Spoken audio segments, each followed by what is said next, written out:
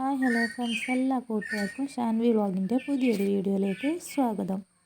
അപ്പം തന്നെ നിങ്ങൾക്ക് മനസ്സിലായിട്ടുണ്ടാവും ഇന്നത്തെ നമ്മുടെ വീഡിയോ എന്ന് പറയുന്നത് ഈ ഒരു പോത്തോസ് കളക്ഷനും അതുപോലെ തന്നെ മണി പ്ലാന്റിൻ്റെ ഒരു വീഡിയോയും തന്നെയാണ്. അപ്പോൾ നമ്മളടുത്തുള്ള വെറൈറ്റി കളക്ഷൻ ആയിട്ടുള്ള മണി പ്ലാന്റ് ആണ് നിങ്ങൾ കണ്ടുകൊണ്ടിരിക്കുന്നത്. സാധാരണ ഗോൾഡൻ മണി പ്ലാന്റ് ഉണ്ട്, നിയോൺ പോത്തോസ് ഉണ്ട്, എൻജോയ് പോത്തോസ് ഉണ്ട്, അതുപോലെ തന്നെ മഞ്ജുള പോത്തോസ്, പിന്നെ marble money plant, silver satin, അങ്ങനെ വരുന്ന ഒരുപാട് തരത്തിലുള്ള മണി പ്ലാന്റ് ഉണ്ട്. അപ്പോൾ ഇതിൻ്റെയൊക്കെ കുറച്ച് കളക്ഷൻസ് നമ്മളെടുത്തിട്ടുണ്ട്. ഇത് നമ്മൾ പല രീതിയിൽ സെറ്റ് ചെയ്തിട്ടുണ്ട്. ഇതുപോലെ തന്നെ ഒരു റിങ് മോഡലിൽ സെറ്റ് ചെയ്തിട്ടുണ്ട്. അതുപോലെ തന്നെ നമുക്ക് ഹാങ്ങിങ് ആയിട്ട് സെറ്റ് ചെയ്തിട്ടുണ്ട്.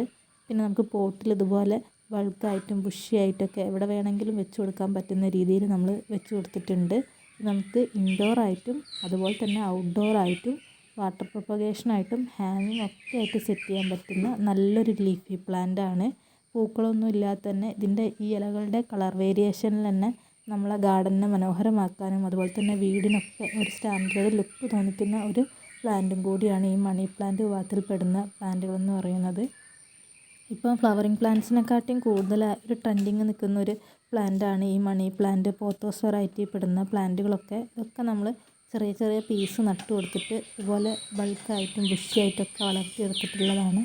അപ്പോൾ ഇതുപോലെ ഒരു പോട്ട് എങ്ങനെയാണ് സെറ്റ് ചെയ്യുന്നതെന്നാണ് നമ്മൾ ഈ ഒരു വീഡിയോയിലൂടെ പറയുന്നത്. നമ്മളടുത്ത് വെറൈറ്റി ആയിട്ടുള്ള ഈ കളക്ഷൻ ഉണ്ട്. നമ്മളിപ്പോൾ ഈ ഒരു പോട്ട് സെറ്റ് ചെയ്യാൻ പോകുന്നത് നിയോൺ പോത്തോസ് നമുക്ക് എങ്ങനെ ഇതുപോലെ വളർത്തിയെടുക്കാം എന്നുള്ളതാണ്.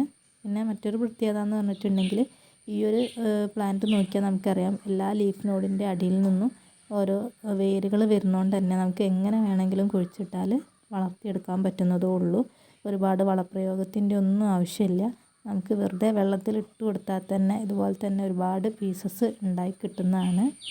പലതരം വെറൈറ്റി പോട്ടുകളിലായിട്ടോ സിമ്പിളായിട്ടുള്ള ചെറിയ പോട്ടുകളിൽ, കപ്പുകളിൽ, കുപ്പികളിലും ഒക്കെ വെച്ച് കൊടുത്താൽ ഭംഗി വരുന്നൊരു ടൈപ്പാണ് ഈ ഒരു പ്ലാന്റ് എന്ന് പറയുന്നത്. അപ്പോൾ നമ്മളിപ്പോൾ ചെയ്യാൻ പോകുന്നത് ഈ ഒരു നിയോൺ പോത്തോസ് നിന്ന് നമ്മൾ കുറച്ച് പീസസ് എടുക്കുകയാണ്. ഇത് നമ്മളൊരു റിങ് മോഡലിൽ സെറ്റ് ചെയ്തായിരുന്നു. അതിപ്പോൾ നന്നായി വളർന്ന് വന്ന് നിലത്തേക്ക് നല്ല രീതിയിൽ ഇങ്ങനെ പടർന്ന് കിടക്കുന്നുണ്ട്. അപ്പോൾ ഇതിൽ നിന്ന് ഈ ഒരു പടർന്ന് വന്നിട്ടുള്ള പീസാണ് നമ്മൾ കട്ട് ചെയ്യുന്നത്. ബാക്കി നമുക്ക് ഈ ഒരു റിങ്ങിലേക്ക് തന്നെ ചുറ്റി വെച്ച് കൊടുക്കുകയാണ് ചെയ്യുന്നത്. അപ്പോൾ അത്യാവശ്യം ഒരു 2-3 തന്നെ പീസ് തന്നെ നല്ല ഹാങ്ങിങ് ആയിട്ട് തന്നെ പടർന്നിട്ടുണ്ട് നിലത്തേക്ക്. അപ്പോൾ അതിൽ നിന്ന് നല്ല പീസ് നോക്കിയിട്ട് 2 എടുത്ത് കൊടുത്തിട്ടുണ്ട്. നമുക്ക് ആ ഒരു പീസിന് തന്നെ ഒരുപാട് കഷ്ണങ്ങളാക്കിയിട്ട് വെച്ച് കൊടുക്കുക. ഈ ഒരു പോട്ടിലേക്കുള്ള തന്നെ നമ്മൾ വെച്ച് കൊടുക്കുന്നുണ്ട്. അപ്പോൾ നമുക്ക് ഹെൽത്തി ആയിട്ടുള്ള ഒരു 2-3 പീസ് ഇതിൽ നിന്ന് നമ്മൾ കട്ട് ചെയ്തെടുക്കുന്നുണ്ട്. പിന്നെ ഈ നിയോൺ പോത്തോസൊക്കെ ഒരു ആവറേജ് ആയിട്ടുള്ള ടെമ്പറേച്ചറിൽ വെക്കണം. ഡയറക്റ്റ് സൺലൈറ്റ് കിട്ടുന്ന ഏരിയയിൽ നമ്മളിത് പ്ലേസ് ചെയ്തിട്ടുണ്ടെങ്കിൽ ഇതിൻ്റെ ഇലകൾക്കൊരു വെള്ള കളറ് വരുന്നതായിരിക്കും. നമ്മൾ ഈ ഒരു ചെടി നോക്കിയാൽ തന്നെ നിങ്ങൾക്ക് മനസ്സിലാകും, ചില ഭാഗത്തൊക്കെ ഒരു വൈറ്റ് കളർ വന്നിട്ടുണ്ട്. അപ്പോൾ അത് ഓവറായിട്ടുള്ള വെയിൽ തട്ടുന്നതുകൊണ്ടാണ് ഇങ്ങനെ സംഭവിക്കുന്നത്.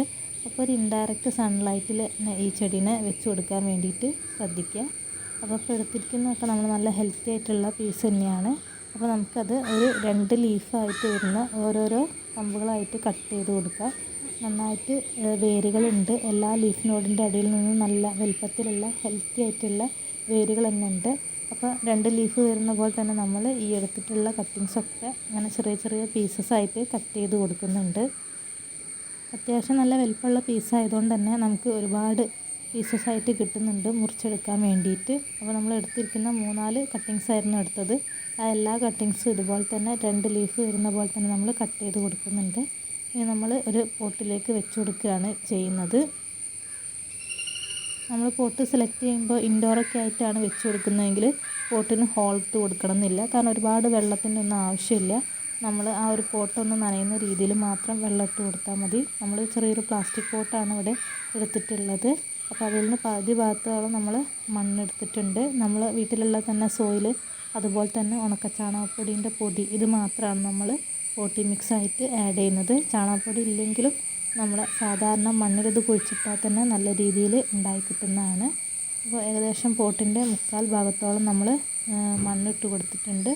കുറച്ച് വെള്ളം കൂടി ഒഴിച്ച് കൊടുക്കുന്നുണ്ട്. ഇനി നമുക്കൊരു കമ്പ് ഉപയോഗിച്ചിട്ട് ഓരോ ഹോളുകൾ ഉണ്ടാക്കിയിട്ട് നമ്മൾ എടുത്ത് വെച്ചിട്ടുള്ള ഈ പീസസ് ഇതിലേക്ക് വെച്ച് കൊടുക്കുകയാണ് ചെയ്യുന്നത്. വളരെ സിമ്പിളായിട്ട് തന്നെ മതി.